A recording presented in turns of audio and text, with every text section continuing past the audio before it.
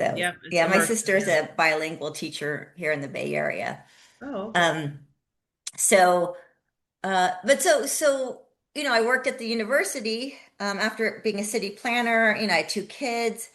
Um, but when I first started hearing about, it was one of my daughter's classmates in kindergarten class, and the mother, I think, studied at Columbia. You know, everyone in this town has, a master's or a PhD, just about. And she said her second son of three boys was transgender. My liberal friends all around me were like, "Oh, this is so wonderful that we can support this child." And I remember having this feeling in the pit of my stomach, like, "Gosh, this doesn't seem right. Like, how would she know?"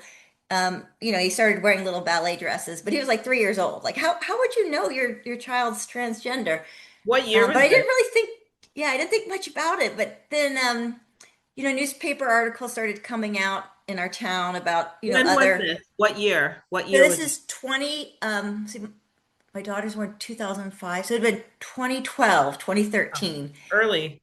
Yeah, so these are, I'm noticing, wait, all these white liberal women, with advanced degrees, oftentimes they were lesbian couples, were announcing their transgender children, at my daughter's elementary school.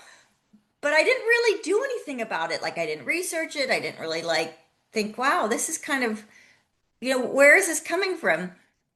But when my daughter was in seventh grade and she had announced that she had a trans identity, so this would have been I want to say 2017, 2018. I was like, wait, you're transgender? I mean, I don't know how I exactly said it, but I was like, this doesn't sit well with me. And that's when I started doing some research